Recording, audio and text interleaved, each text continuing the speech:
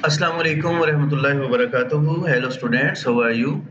आज हम 9th class की math unit number 9 similar figures की एक्सरसाइज 9.3 का क्वेश्चन नंबर 5 स्टार्ट करने लगे हैं। तो देखते हैं कि हमारे पास स्टेटमेंट क्या है। The ratio of the corresponding lengths of two similar conical cans is 3:2। ये स्टूडेंट्स हमारे पास इसके से कोन लाइक केन्स हैं और उनके अंदर जो रेशियो है हमारे पास वो 3 और 2 की रेशियो है उनकी लेंथ्स के दरमियान। The large conical can have surface area 96 metre square. Find the surface area of smaller conical can.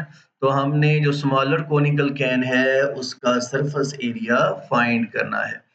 तो चलते हैं स्टूडेंट्स, बहुत ही आसान सा क्वेश्चन है और उसको सॉल्व करते हैं। The ratio in lengths of similar conical can is 3:2। The surface area जो है वो हमने यहाँ पे लिखा कि A1 हमारे पास 96 है और A2 हमने फाइंड करना है। ये इस क्वेश्चन का फर्स्ट पार्ट है। तो हमने अभी फिलहाल इस पार्ट में एरिया फाइंड करना है दूसरी कोन का।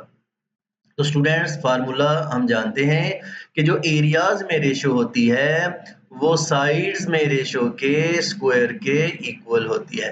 जो एरियाज में रेशियो होती है वो साइड्स में रेशियो के स्क्वायर के इक्वल होती है।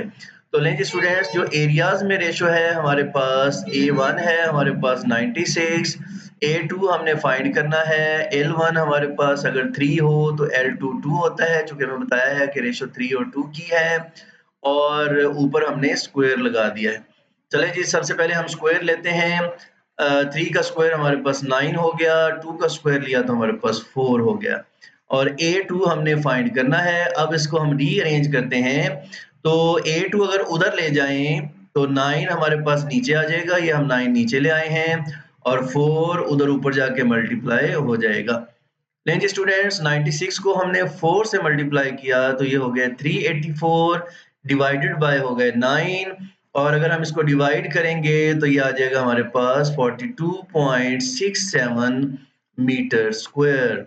तो लें जी स्टूडेंट्स, एरिया का यूनिट हमारे पास मीटर होता है, मीटर स्क्वायर होता है, तो यहाँ पे यूनिट लिखना ना भूलिएगा। तो लें जी, दोनों कोनिकल कैन जो हैं उनके एरियाज में रेशो का फार्मूला लगा के हमने जो छोटी वाली कैन थी उसका एरिया फाइंड कर लिया है। अब चलते हैं इसी सवाल के बी पार्ट की तरफ और इसमें हमें बताया गया है कि जो स्मॉलर कोनिकल कैन है उसका वॉल्यूम है हमारे पास 240 मीटर क्यूब। तो हमने अब जो लार्जर कैन है उसका वॉल्यूम फाइंड करना है। यहाँ पे स्टूडेंट्स आपने याद रखना है कि हमें इनकी साइड्स में रेशो जो है वो दी गई है। तो वो 3:2 है, तो हम इसी को यूज़ करके क्या करेंगे, वॉल्यूम फाइंड करेंगे। तो यहाँ पे मैंने वही पुराना एरिया वाला लिख दिया, यहाँ पे हमने वॉल्यूम वाला लिखना है। नहीं जी स्टूडेंट्स, तो हमने फार्मूला लगाना है कि जो वॉल्यूम्स में रेशियो है, यहाँ पर हमें लिखेंगे कि एरिया की जगह पे हम यहाँ वॉल्यूम लिखेंगे, यहाँ पर भी हम वॉल्यूम लिखेंगे। तो जो हमारे पास V1 है वो हमने फाइंड करना है और V2 हमारे पास 240 मीटर क्यूब है। ये मुझसे थोड़ी सी गलती हो गई, मैंने टाइप करते हुए देखा नहीं है, तो अब रिकॉर्डिंग के टाइम पे नजर आया है। कॉलेज स्टूडेंट्स, जो वॉल्यूम्स में रेशियो है वो लेंथ की रेशियो के क्यूब के इक्वल होती है। तो लेंथ में रेशियो हमें दी गई है 3 और 2 की रेशियो है। तो यहाँ पर अब हमने इसका क्या करना है, क्यूब लेना है।